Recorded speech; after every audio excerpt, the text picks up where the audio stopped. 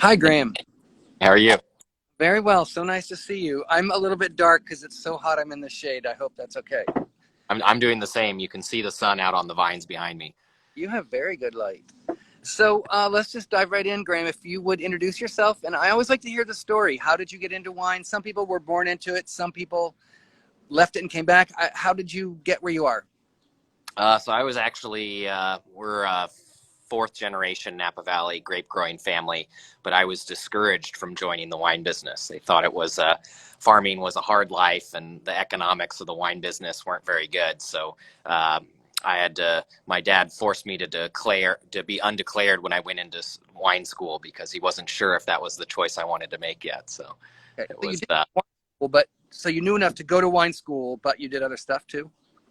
Yeah, so I always loved growing things, but I think we never looked at the family vineyard as something that was going to be our future. And I think that's what made it so magical is the whole way we got to discover and become part of that as a journey instead of it being given to us and asked for us to maintain it. So then, what did you do after school? You figured out you did want to stick with it. Yeah, so I fell in love with it at school. I think there was nothing more entertaining than tinkering around with something that I could then take home and try as well. But I actually grew up in Marin County. This was my grandparents' house up here in Oakville, and so what ended up happening is I planted a vineyard for sparkling wine in Marin that I don't think I ever harvested a single cluster from. But that was my real experimental beginnings. Okay. And then did you go back to the family right away, or did you go experiment with and do stages, interns everywhere, other places? I loved internships. I feel like to be able to be that non-committal and learn from different people was pretty special. And I had bounced around Napa Cabernet places that were on the fancy side, and then I tried to get an internship in France, and I couldn't get a visa. So what I ended up doing was talking to a family friend named John Consgard who makes Chardonnay, No. and he introduced me to Abe Schoner of the Scolium Project. So I became an intern for Abe and spent some seasons over in the Red Hook Winery in Brooklyn, and 4 years at the Scolium Project. So that was Abe took me from being an intern into a assistant winemaker. So that was the first big step for me. It has been a while since we first talked, and I was digging through my notes to see where we met, and now I know it was Carrie and Abe, so that's awesome. But now my friend Marquita Levy, who works on at Red Hook on the weekends, she's on here. So do you know her? No, so I was there during it was basically Darren Palace, Christopher Nicholson was there at the time, and then Colin, who I forget his last name, but he had the tasting room, and he was and basically everyone from the restaurant business would come over and make sure we were had enough labor to process the fruit. So it was a No, huge benefit to see the whole industry come together like that. that's awesome. So what do you do now then? What's your job now? So I'm a farmer. I drive the tractor. I've got the tan to prove it, and so with our family, I'm also it's kind of the analogy I use is you don't send your kids off to college and then never see them again. So then I had to learn and focus on winemaking too. So I'm the full-time hands-on winemaker. As well as the farmer, and then my brother is supposedly supposed to sell the wine and make it so I can do what I want. Get the paycheck. Okay. Um, so this is a very basic question, but I always learn something when I tell this. What makes Napa so special? And maybe give a little history lesson too, because that might segue into your family story. But I always, why is Napa so special? So I love Napa. Obviously, our family's watched it over many generations as it's evolved. But I think in the case, I've fallen in love with the history. It's a place where a bunch of pioneers came, where they engaged in experimental viticulture, experimental winemaking, and they really defined what would work. And our the area we're in is one of the most historic, and it was one of the ground zeros for establishing that Cabernet Sauvignon was varietally appropriate for the area. And the owner at the time actually discouraged people from planting Cabernet because he said it wouldn't yield enough for you to make a living. So he actually planted most of his to Refosco, Zinfandel, Mataro, Movedra. Uh, little Tokai. So it was a much more varied, interesting makeup quite a while ago. Wow. But Yeah, go ahead. oh, I was just going to say, to me, like the idea that kind of in the same way, there's a lot of Native American sites around where we live, and there's just a magic. When I was walking through our vineyard the other day and pulled out a perfect arrowhead just out of the ground, and I feel like that applies to the wine history too. Even though we're so young compared to the other regions of the world, I feel like there is that beginning of a foundation made by people who farmed before us. Wow. So can you tell us about the family winery and just the evolution of what you used to do and how it's changed more recently?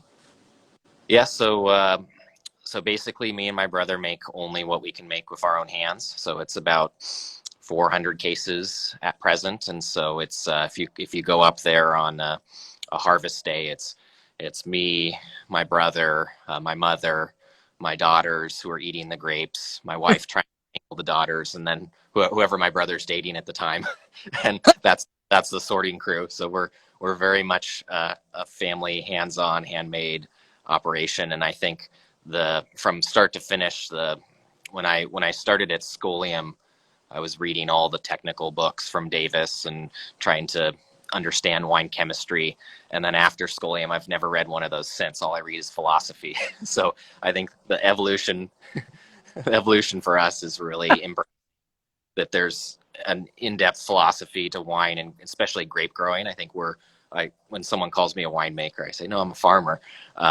But I truly think that that's where you innovate and evolve. And so every year is different. Every year I treat the vines differently and try to get closer to a philosophical purity that you can taste in the wine. But so what does that mean hands-on, day-to-day, or year-to-year? How are you changing because I know Abe has that effect on people. How has it changed what maybe your dad did before you? Yeah, so I mean, we've always had a attention to detail in the vineyard. So my grandfather, the interest in our vineyard actually skipped a generation. So one generation went off and lived separate lives, and so it was my grandfather that I inherited. Sort of, he had a very attention to detail oriented back when Napa Valley, all you did is pruned and prayed, and you hoped to have grapes, and then you deliver them to the winery. You wouldn't even let the winery come out and taste. It was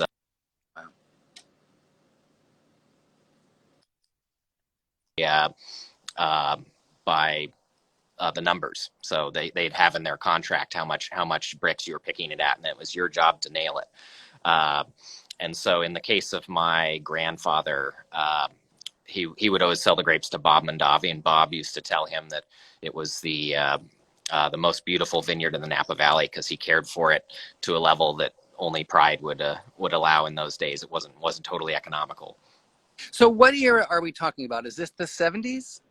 Like 50s, yeah, and he retired early from his career because they were trying to get young people into his profession, and so they kicked him to the curb pretty early, and he then refocused on driving the tractor and being completely involved. So the story of vineyard ownership in Napa is usually you have a day job that pays for the luxury of having a vineyard, and we're just lucky that our day job is the winemaking.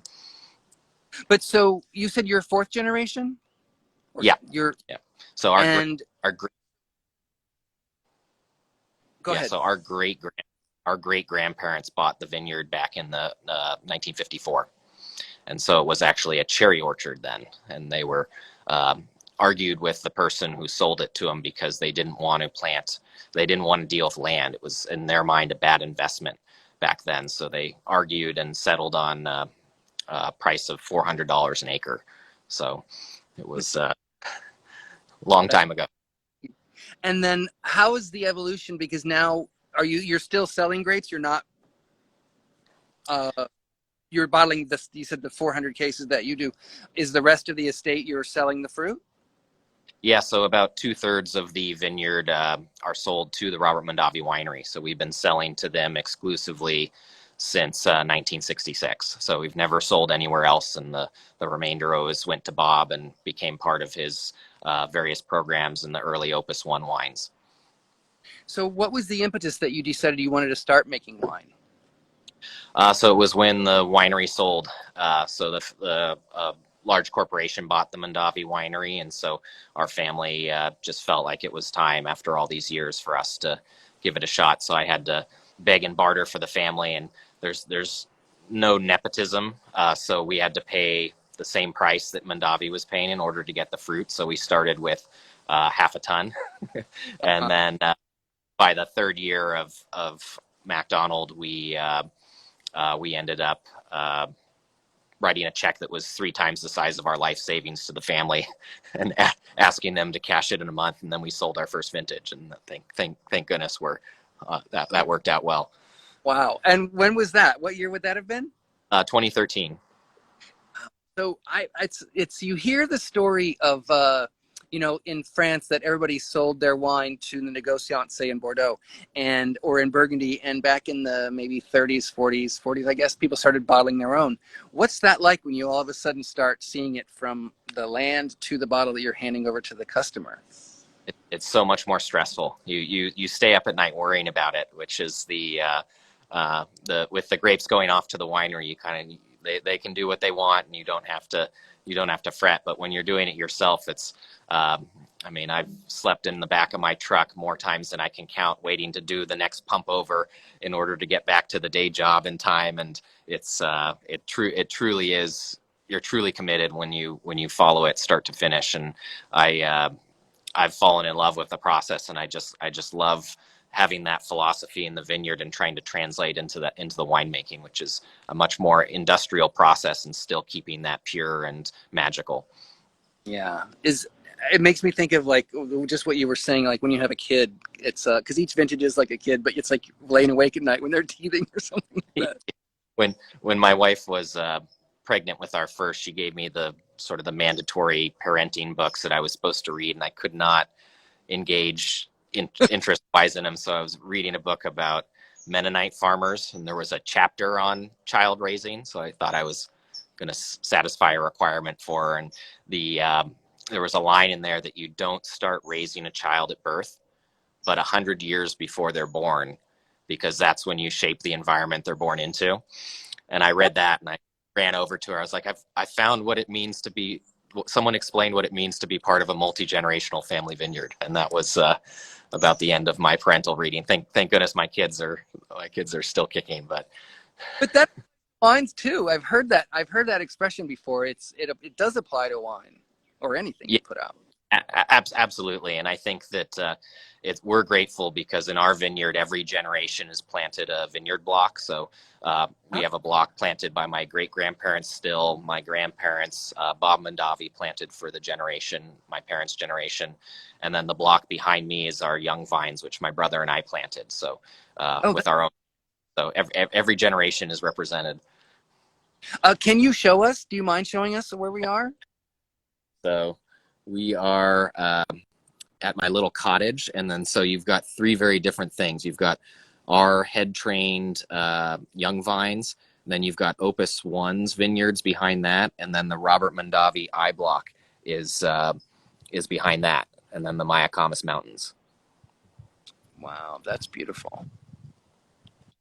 So those are clearly Cabernet vines. So it's yeah, exactly. So I took about 2 years figuring out what our design was going to be, and then I ended up planting exactly the same design as my great-grandparents. So, really?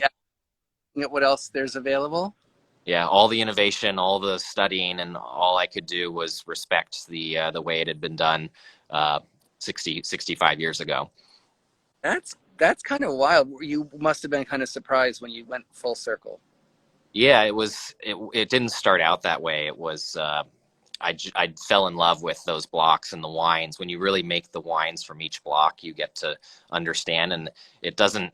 I've gotten away from the idea that you have to garden a vineyard.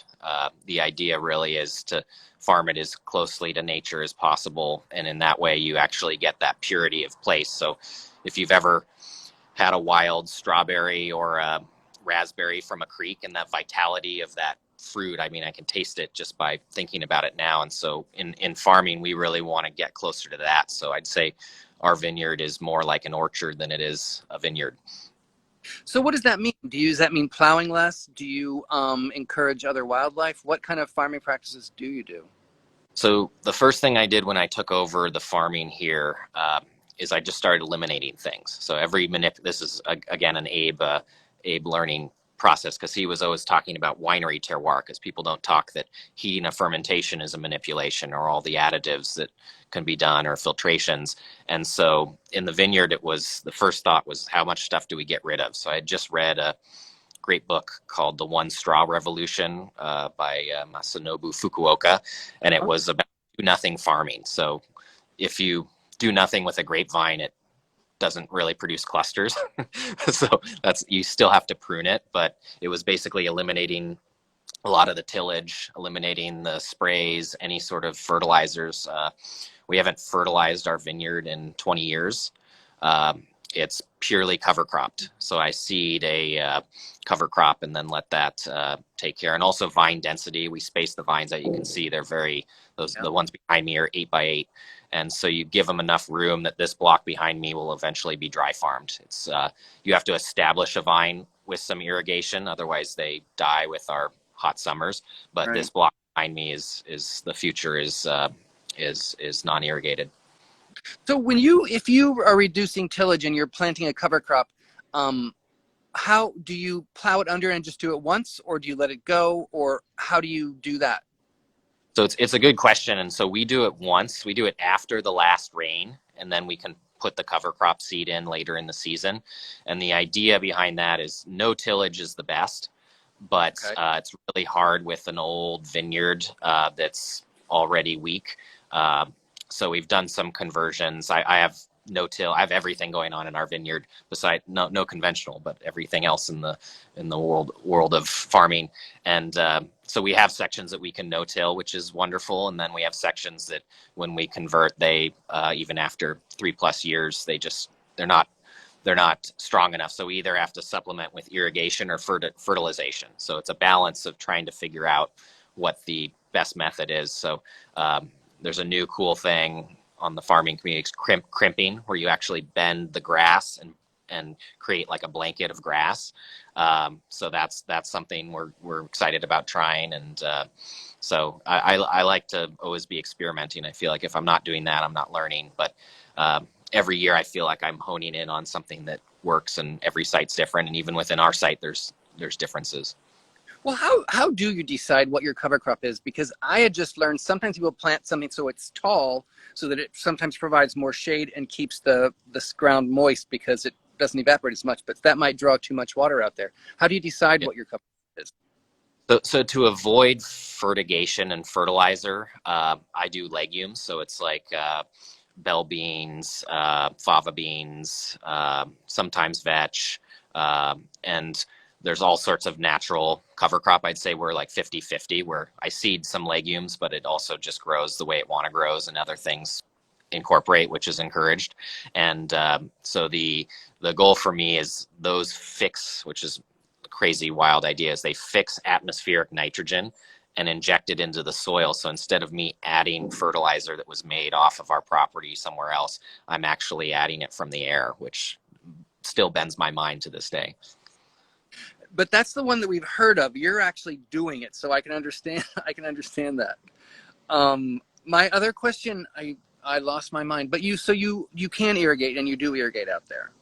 Yeah, we have some non-irrigated, some dry farm sections, quite a few actually, and then our younger vines, which are now 20 years old, we're established on irrigation, and we're slowly weaning them. Really? But it's a curious lesson and I love having so many different vineyards, because the old style with the wide spacing and the sprawling canopies are much more capable of operating without irrigation, and the trellises and when you increase the density, you take away some of your ability to walk away from the water, which is obviously a goal when we're talking about manipulations that can be made in the vineyard. How do you, I just became fascinated with dry farming when Christian Moex was having a luncheon about Ulysses, and it was fascinating. How do you wean a vineyard off of irrigation? Because the roots have to kind of turn direction, don't they? Yeah, so you have it's almost impossible to put a vine in the ground and just expect it to grow on its own. So for the first couple of years, like even Frog's Leap, who does a majority of dry farming, which is a great place. The You have to water them and then wean them, because basically if the roots are only this deep and we don't get rain for 6 months, those are going to dry out and die. So you have to water them through usually the third year. Uh, Increasingly less, and then eventually you just close your eyes and stop babying them, and they make it work. Is there anything you do above ground, like cutting, like pulling leaves off or keeping the vines short or anything like that you do above ground, or you just cross your fingers? So we do hedge and tip the shoot tips to try and keep them smaller. So you kind of like in France, I remember if it gets hot, they go do another hedging pass to make less canopy so the vine doesn't draw as much water. So there's a little bit of that in the first couple of years, but I'm a believer in head train sprawling canopies. So that's what you see behind me, is these will naturally droop in whatever direction they want. And so if the only reason we'd open those up is for a little bit of dappled light on the fruit.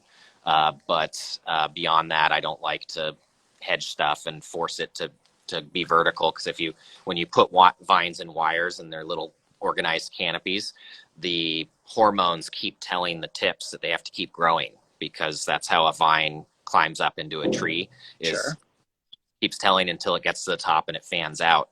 And so what our vines do, as you can see behind me, is we let them fan out naturally, and then the tips get heavy and they flop down like an umbrella. And then that umbrella protects the fruit from the California sun, so we don't burn out all of our positive pyrazine flavors, all that varietal character that we don't want to destroy. And then it also allows us not to have to trim them and mess with the hormonal balance. And then does that mean you have to, at a certain point, not let any fruit start, or if it starts, you take off the suckers or whatever? Yeah, so with young vines, you don't want to ask too much, especially when you're weaning them. And so the idea is you drop crop for the first year or two that they want to produce it, and then you let them run to the races. But you usually, with young vines, like, we'll take them down to one cluster per shoot, which is not very much, just to, like, we're looking at it 20, 30, 40, 50 years down the road. So I don't want to take any quick returns. I want to really prepare the vine to have a strong root system so they can sustain themselves for the future. Wow. So we have about 5 minutes left. I don't want to keep you too much longer, but do you grow anything beyond Cabernet? So we have 2 creeks that run through our property, and so I try to grow wildlife and anything that'll want to be here. So it's really I'm in love with, like, the aspects of biodiversity and regenerative farming and that kind of thing. So creating habitat, native plants, that's really interesting to me. We have walnuts on the property. We have almonds, as they call them out here, but also pronounced almonds. Vegetables.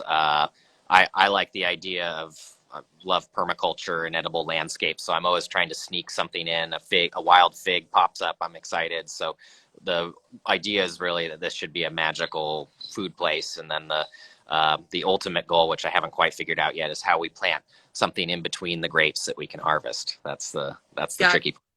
I always think those fava beans that are planted in between the rows, how it's like such a shame that you can't harvest those beans. Yeah. We actually, because we don't till in that type of the season, because it'll really degrade organic matter even further, we actually do harvest them. So we're eating our favas, and we're organic, and so I let my kids out there and they play with them and eat them, and so it's like unlimited fava beans. We get pretty burnt out on them after a couple weeks. That's smart. I'm so happy you're able to do that. I was talking to Mimi Castile, and she just didn't have the manpower to do it, so she would do it on the edges where it was accessible. So last week I was talking to Jean-Baptiste Cordonnier at Chateau Anthonique in Bordeaux, and he used to be a forester and would plant maple. I want to say East maple, but a kind of maple that he said evolved with grapes, and their root system interchanged fungus and stuff like that. What, beyond specific things like that, what is biodiversity and letting your tomato plants or whatever, besides putting the nitrogen in the oil, or in the soil, how does biodiversity benefit the vineyard? So we have an incredible example where you cross the street from our vineyard to our neighbor who's full conventional, like sprays everything you can. We can barely keep our beehives alive because of these chemicals. So we're kind of an island of life. And you walk from our vineyard in the spring, and our cover crops are up to your navel, and there's ladybugs and life everywhere. And you go across the road, and it looks, I call it moonscaping. It's literally you have this much cover crop and one type of plant, and then it's the soil's dead. And I think if you're trying, the answer is somewhat ethereal, because I want to say that there's no comparison, but I do think that the more life you have in the vineyard, the more you have that vitality I was describing in the wild fruit.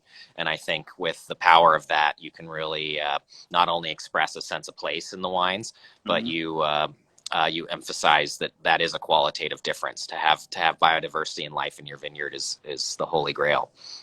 So is it say rabbit poo going makes it richer, and deer, or is it the butterflies that spread the pollen around, or is it more like roots, or it's just a combination of all of that, the richness of the soil? Absolutely everything. I had to, in my early farming days, I was waging the war on weeds and war on gophers, which I very quickly came to comfort with, because both are positive for the vineyard. And as long as you have barn owls and things that balance it out, which we encourage through boxes and habitat, that's how you create a system. The gophers are actually tilling for us, and the rabbits being here. It's part of the magic. We have in the old 65-year-old block that my great grandparents planted. I went out there last year, and there was a nest in one of the old vines with duck eggs. And so I think the idea is the more life that wants to come into your vineyard, the more you know that you're on the right path. And I think there's always room for improvement, but I never want to be complacent and never treat a vintage to vintage similarly. You always have to adapt to Mother Nature.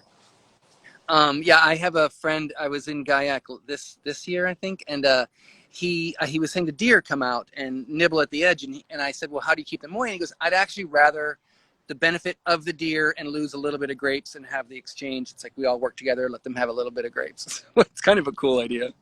People in Napa, because the grapes are so expensive, have lost that will to experiment, and the farming became very conservative. So like, we spray our vineyard less than anyone I know. And it's just a sulfur, to like you do with a rose, to keep the powdery mildew off. But it's amazing. I present my learning to people who spray 3-4 times as much, and there's zero acceptance, because it's about protecting the asset. And I feel like with farming and making great wine, you have to take so many risks. And if you're not willing to try new things and push the boundaries, you're never really going to achieve that ethereal effect in the wine. So just a consumer who doesn't give a shit about anything else but the flavor in the wine, how does biodiversity benefit them? Does it make the vineyard stronger so it can withstand drought and frost, or the vitality comes through in flavor? How does that carry through? I think both. I think in our vineyard, vigor is life. And so with old vines, with dry farm vines, you need that system that keeps them healthy. Otherwise you can kill your vines. And so the ethereal quality, I think, then comes out in the wine, because you've allowed life to come back in. And I'm always trying to figure out new ways. But I think when the vineyard is just overflowing with gophers, rabbits, we have coyotes, foxes. We had a mountain lion a couple years back. Hopefully he's moved on. But I think you want to see them choosing that. We're lucky to be in riparian areas where there's a lot of habitat space already, but I just think that quality, anytime you've been in a rainforest or a very natural place, it's just you can feel nature around you. And I don't want to be a farmer that wants everything to, you can see the fly here in full force as well. But I don't want to be a farmer that thinks that it has to be a garden. I mean, I want it to be wild and natural. I think we're so used to industrial food that we've lost the idea that ethereal quality that you're talking about carries through, and it does. It's just far too infrequently these days, I think.